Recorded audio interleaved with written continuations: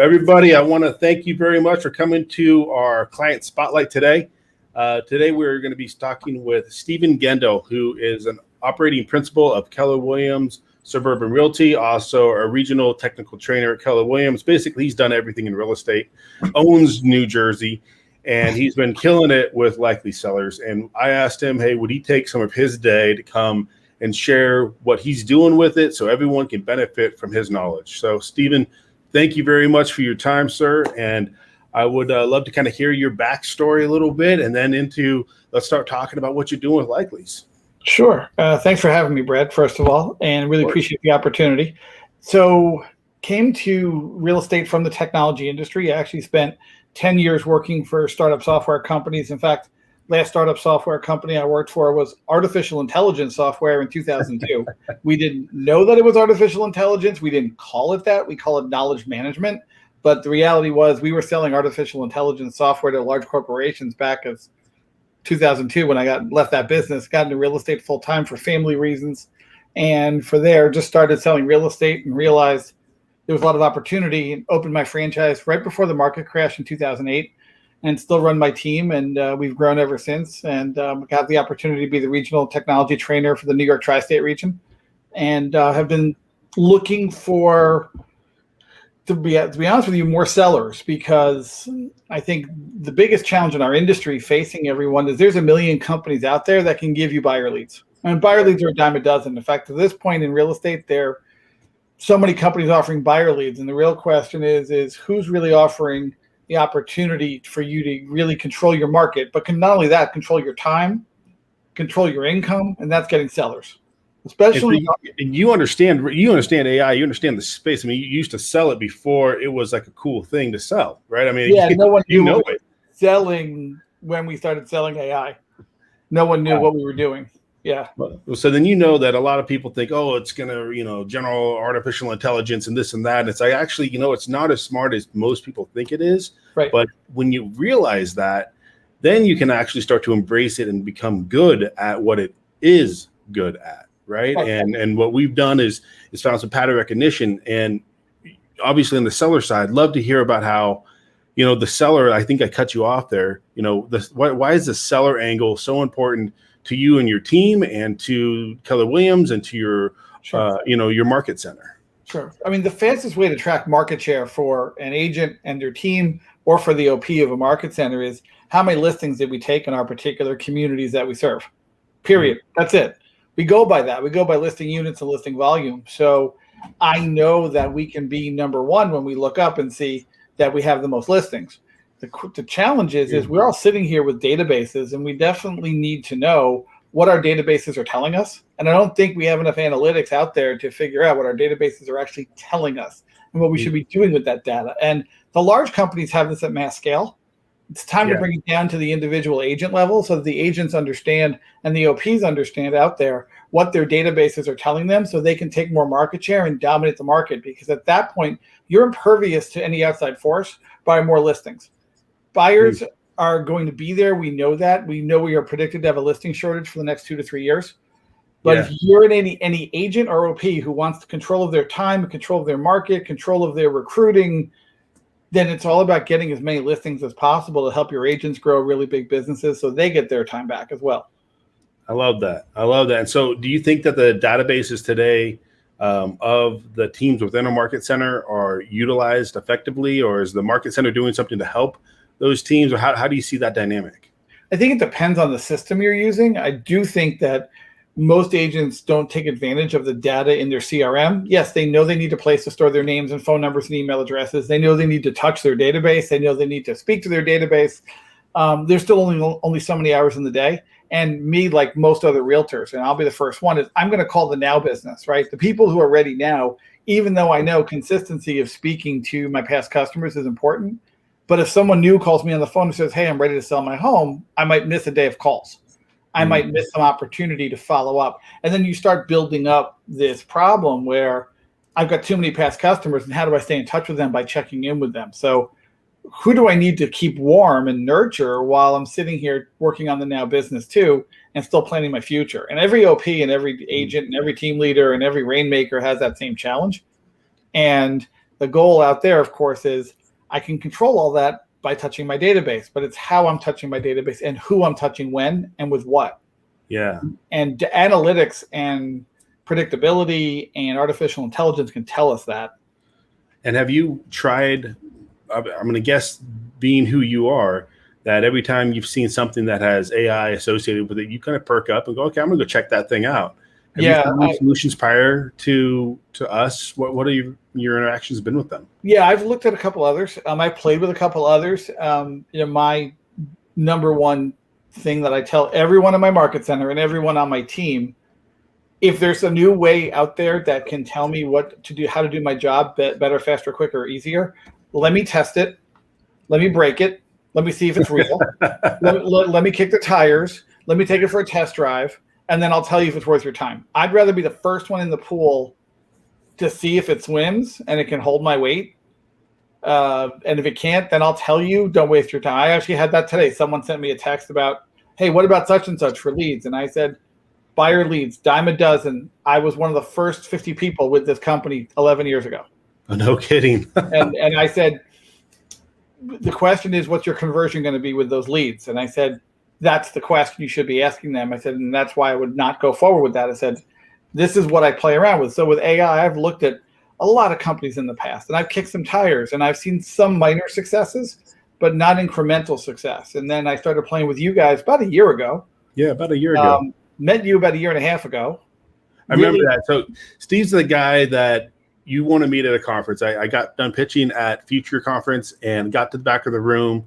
Steve walks up and goes, hey, want to grab a cup of coffee? I'm like, yeah, that'd be great. And we start talking from there. I mean, I didn't know you at all then, and I've loved getting to know you since then because you have such a unique lens on the industry, your business, how to run a market center. And I feel like I learn something from you every single day. Like, I think when you told me what your first experience with likely sellers, and I was totally caught off guard of the kind of some of the first reactions that you had by responses from the market.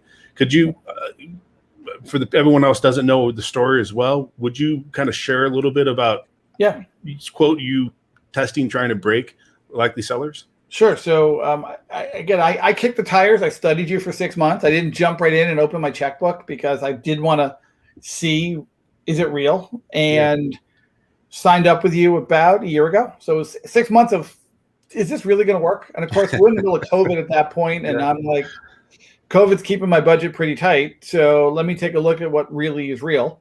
Yep. Contacted you, started my first batch of likely sellers. And of course, the number one thing is, okay, what systems do I need to implement to make sure this data is put to good work?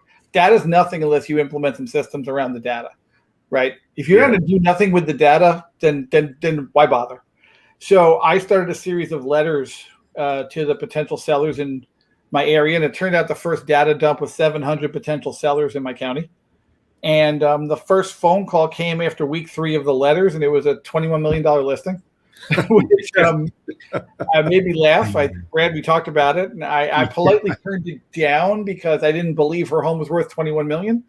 And she said she was willing to sell it for 16, and I totally understood that, and I was willing to list it for 9 because the real number was 9, but we couldn't get to that conversation. Beautiful home, by the way, but it was validated right away that A, your data was real, and B, that your data with the right follow-up systems in place around it will bring business. So then a week later, my next phone call came in of a $450,000 listing, and she wanted to buy a home for $650,000 in the same community. So we had that appointment. Nice. I had a seller called me who hadn't sold in the past, had not, and expired from over a year ago. People have been calling him. He called me from my letter. He wants to sell this home, and my builder's going to buy it for $1.6 million and put up 2 homes in its place. So that's the awesome. data validated itself in the first month because people were calling me from the letters I sent. And I was like, it wasn't the old, well, if you sell just one home, Steven, from this, you'll make your money back. You never said that to me, Brad, and I'm glad. I wouldn't. You all heard that. Right. If I had money, if I had $1 for every person who sold me on that, I would laugh and be rich. So I've heard that one myself. Yeah. Right. I was like, I wanted you to experience. I'm like, I know there's snake oil out there. And, the more we get people that put hands on the keyboard in the tech world, like actually use it. We find these awesome testimonials like what you're talking about right now. But I think the number one thing you just said was about the system. So we get that question all the time. And I know you're great at that side. Like, what is your advice and what's worked for you, and how are you going to plan to use it going forward? So the first step was really, rather than cold call these people, and there's a million ways to find phone numbers out there, and I could have pounded the phones, was I just went the subtle approach. I put a 5-touch letter campaign together, found a company that would write the letters for me, that does personal handwritten letters. They sent it off for me. It wasn't cheap. It wasn't expensive. And I looked at a competing product that is similar to yours, Brad, and they offer an all-in-one kind of solution. But I came back to one thing in my head, which was I get the all-in-one solution. I also get data quality. I'd rather have data quality than an all-in-one solution. The higher the quality, the more leads I'm going to get. I'll implement the system on the other end. You can try to give it to me in one package. I don't mind putting these pieces together as a system because, again, I'm a process person. Yeah. And then after spending the past 9 months using your data, now came the next step, which is how do I bring this out to my market center? Yeah. Right? How do I use this as a tool for my agents to capture more market share? And then how do I use it as a recruiting tool? In fact, you'll laugh. Just an hour ago, I was on a recruiting appointment. And I said to this potential recruit, listen, we're in a process of coming up with a seller lead generation system. What do you think about that? He's like, I would kill for that. And I said, do you think that would add 5 more deals to your bottom line? And would you be willing to pay referral fees to the market center? And he said, 40% referral fee, no problem. No way. 40% referral. He said, you're going to give me a qualified seller who you've screened and is giving an appointment. I said, yep, we're just going to say, here's the appointment, go list the house. And he said, 40% referral fee all day, no problem, done. I love that. Yeah. Oh my God. Okay. I did not heard that. I swear anyone on here, like that was brand new information to me. So, yeah, that was literally an hour ago in the recruiting appointment I have with my team leader. So, yeah. And so when you're recruiting people, they want the sellers. And then obviously, like you said, for the next several years, it's going to be this shortage on that side. So, that solving that is a big problem. And when you put your market center hat on, your OP hat on, how do you generate business for your sellers, and then how do you teach them how to fish, right? Kind of do both sides of it. So obviously you have to get back-end systems of nurture. Like one of the things we know with any data that you're going to get, there will be a certain amount of people who are going to come list me right now. Then there's a certain amount of people who need some time. And leveraging your probability score, we're able to supplement who's the people we should be calling first. Yeah. Who's the people we should be touching first versus who's the people who are maybe they're 6-9 months down the road. So we're dividing it up on 60% or greater are going to get phone calls now. Less than 60%, we're going to put them on a touch campaign and nurture them. And then once they pick up the phone and say yes, then there's a special person we've hired to nurture them until they're ready for the appointment. And then we're assigning them to our agents when we get them. So that's going to be our system as we roll it out. And we're just getting into that system right now. But my first leverage piece was, can I recruit to this? Can I actually sit with a prospect who's a capper? They're right at that capper level. Yeah. And get them to join by, I can guarantee you at least 5 seller leads next year from the market center. I said, and you don't care that it's 40% referral fee? He said, I don't care. And he said, a lead to me is good because that's business I didn't have yesterday, and I don't have to run around with a buyer who's not qualified. I think everyone understands that point very clearly in this market today, right? Yeah, those are his words. And I said, okay. I said, you're the first person besides my team leader I've talked to about this, that we're going to be implementing this for our agents. He's like, that could make me join right now. Like, great. Wow. That's awesome. That's awesome. And you, when you were going through validating us for the 6-month sniff test and then kind of 9 months in market, you've always been one of those early adopters on anything that we've done. And I thank you for that, because I believe that you're able to pull someone almost over that chasm, as far as looking from the, early adopters, even early majority, to like the true market. And without someone with your skill set, it'd be very hard for some companies to make that jump. Along that path, you tried one of our new products, the refresh, the contact database refresh. Did you have a similar experience with that? As you did almost exactly. In fact, almost a better experience, because database refresh allowed me to see who in my database I miss talking to. It's that same thing. We're so busy focusing on the new business. What about just maintaining those relationships? And the database refresh product came back to me, and it ranked my entire database on who's most likely to move. And obviously, if they're in my database, I have their name, phone number, and email address. So it's not like it's a cold call, right? It's a warm call. I hate cold calls. I'd rather make warm calls all day long. So I just went to the people on the top of my list and started calling them and got 3 listing appointments out of it right away. Ended up getting 2 listings right away. And these are people I would have missed, right? They're in my database. I obviously know them. Otherwise, they didn't get there. And I said to myself, well, that was easy. These are people who know me. Said, Steven, come on over. So right away, send you a big red easy button next time. Bank. Yeah, it was like, wait, I should be calling so-and-so? I'm like, I should be calling so-and-so. And I can't believe I haven't spoken to them in a while. And they're at 97% probability for moving. And I called them on the phone. I said, hey, market's hot. We're desperate for properties. Have you guys talked about moving at all? Or potentially putting your home? Maybe your home's worth more than you think. And they were like, how'd you know? I said, it's just, I always look for undervalued properties that people don't think their home is what it's worth. In fact, one of my people I went on an appointment thought his home was worth $650, and I said, it's actually worth $950. And he sat there and said, you're kidding me. And I said, no, your home is actually worth $300,000 more than you realize. Wow. And he's like, that is going to get me to move. Like, that's going to be our conversation. He said, I'm shocked. So just so everyone that's listening, I didn't know about any of these testimonials. He's just like, this is like gold on a plate for me. So thank you for giving us that insight. That is awesome. And our team works so hard because I grew up in this industry. I remember my dad when I was 12 years old, right? It was on Friday nights. There was 2 blockbuster movies. If we had a lot of flyers to fold, and it was a tri-fold and stuff in the old bins. And I know there's so much that agents and teams and OPs have to do. And our mission's always been, hey, how do we leverage rather than SEO and PPC? Because my work time at Truly, we did all that, right? But it was like, how do we use data science and data and actually deliver on, we know, solid technology because it's validated in all these other industries, but it's kind of always been a fluff piece in the real estate industry. And that really kind of always annoyed me for the last several years, which is why we're here. And having someone like you, with so much experience in the industry, have such success. I'm going to go pass it on to the team. They're going to love it.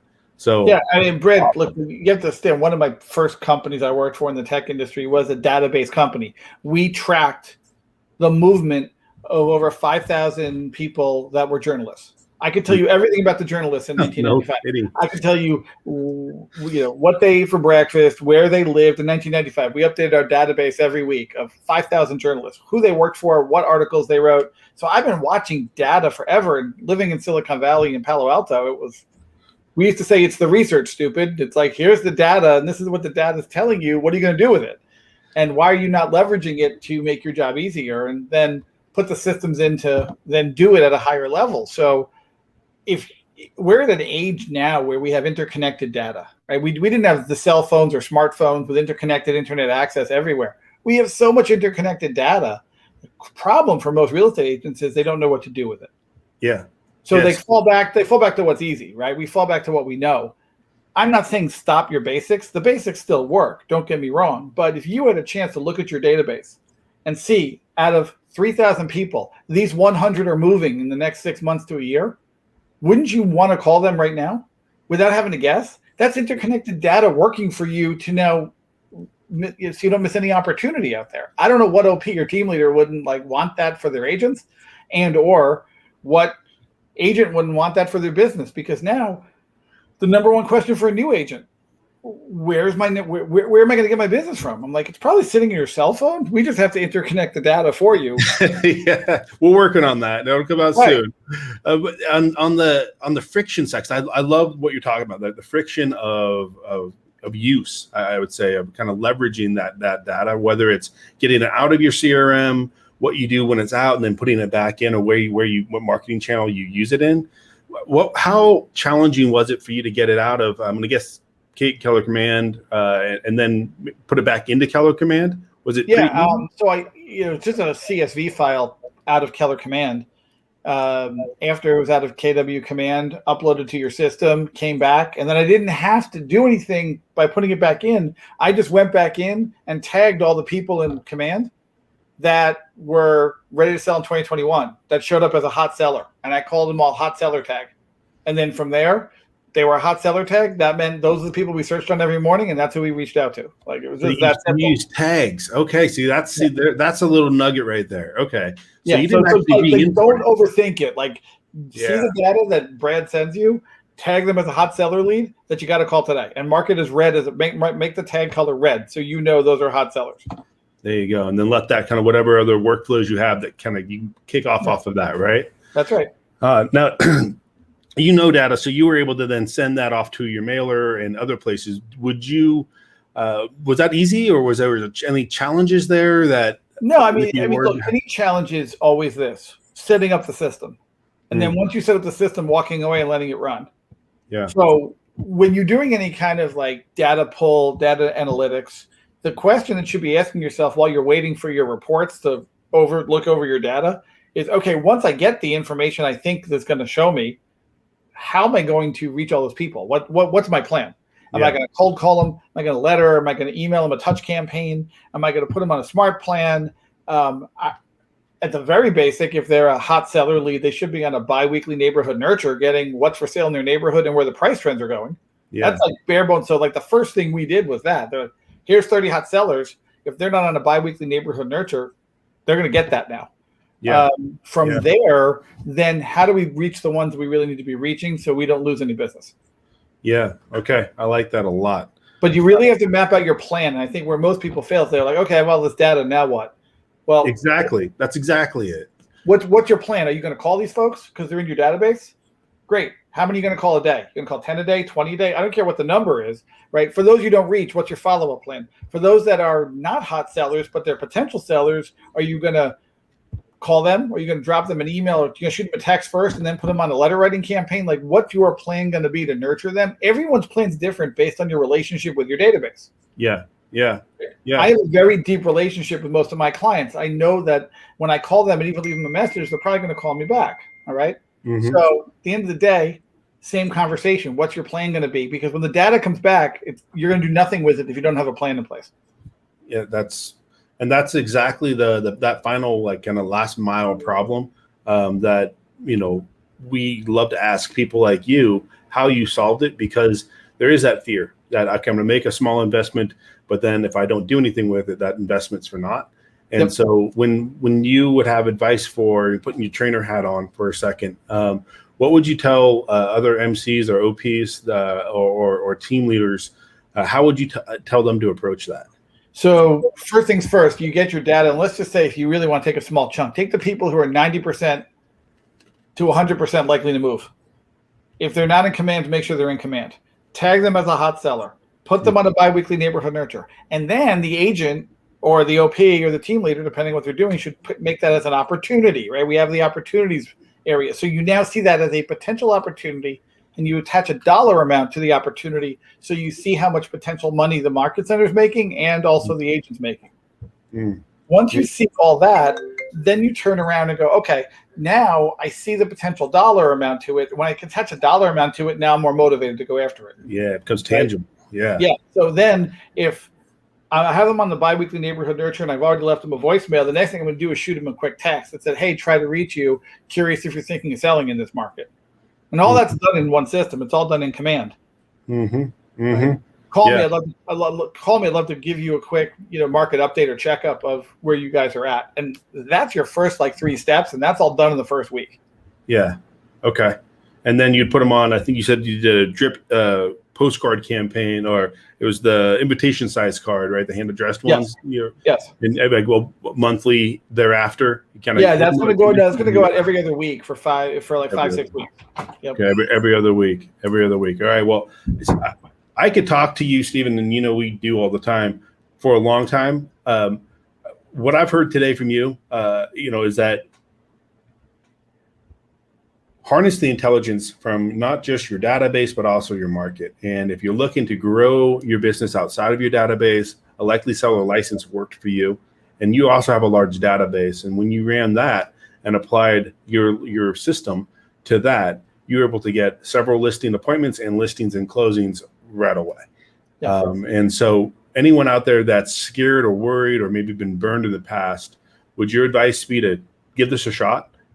You are foolish to not give this a shot, and I don't mean to be like, put anyone down, but the name of the game is, how do I leverage my time, and how do I get more sellers into my world? Yeah. Right. Yeah. And it was so funny. Like one of the early pieces of data you got just called me, 2 weeks ago. She's like, of course we were going to call Steven Gendel. Why? She's like, you sent us 5 letters. Now, I've never met this person in my life, right? I just sent him 5 letters. So the cost for the lead was $5. Yeah. Right? That's how much the letter campaign cost me. It's $5, $4.99. And she's like, well, my husband said, of course we're calling you. And it's a $1.2 million listing. And she's talking to no one else.